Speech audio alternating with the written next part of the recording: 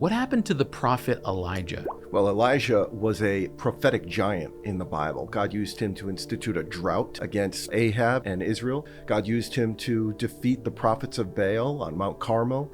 But his end is very different from many other prophets. Elijah is taken up into heaven. It actually records that as they, Elijah and Elisha, still went on and talked, behold, chariots of fire and horses of fire separated the two of them. And Elijah went up by a whirlwind into heaven. He never died. We actually don't hear again about Elijah until the New Testament, where in the Gospels, Jesus goes up to a high mountain, and at the Transfiguration, Elijah and Moses are both seen talking to Jesus. But even that's not the end. It actually says in Malachi chapter 4 that Elijah will return before the great and awesome day of the Lord. And then many Bible scholars believe that Elijah will make an appearance at the end times. What happened to Gehazi? Well, Gehazi was a servant to Elisha. You can see a story in 2 Kings 4, 5, and chapter 8. Gehazi was there for the raising of the Shunammite son who had passed away, and Gehazi was also there when Naaman was healed of leprosy. Now, Naaman wanted to reward Elisha for that, but Elisha refused, and then Gehazi goes and chases down Naaman to receive the reward for himself. But because of this, he was cursed. It was an abuse of ministry, it was greed, and Elisha pronounces a curse on him. He actually says in 2 Kings chapter 5 that leprosy will cling to you and your descendants forever. In other words, because of this sin, Gehazi would now bear a generational curse on him and his descendants forever.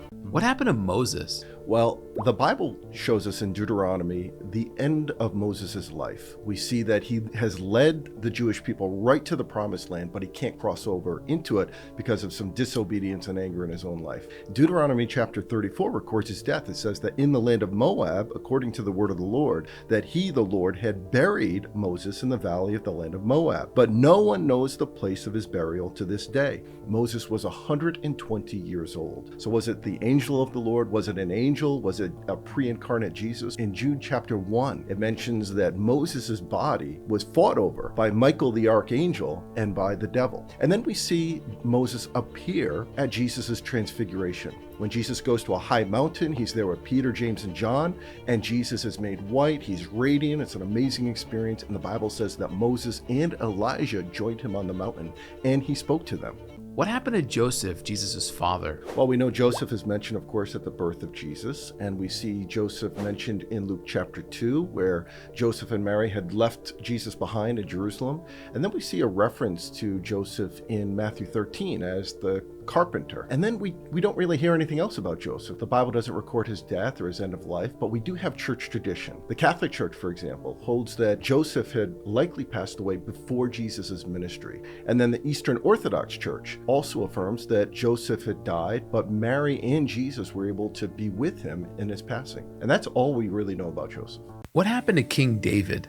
Well, David is often remembered as the shepherd boy who killed Goliath, but he was also a mighty warrior. He was also Israel's second king, and he was a great poet and writer, musician, and worship leader. But he wasn't a perfect man. In fact, the Bible recounts some of his moral failures as well. He committed adultery. He conspired for murder. He even had a dysfunctional family with his own son, Absalom, trying to seek to overthrow him, take over his kingdom. He had sort of a life with its ups and downs. But throughout it all, we see by the end of his life, he ends faithful. In 1 Chronicles chapter 29, it says that David died at a good old age, full of days, riches, and honor. His final moments show where his heart was. He had a heart for two things: the temple of God that he wanted to see completed, and he also had a heart for his son, Solomon, that he would be equipped and ready to rule the kingdom. What happened to Gehazi? Gehazi was a servant to the prophet Elisha, and Elisha famously raised the Shunammite son from the dead, healed Naaman from leprosy, and when Naaman wanted to reward Elisha for that great work, Elisha refused it. And Gehazi was the one that sought out the gift. And because of that, he was cursed by Elisha.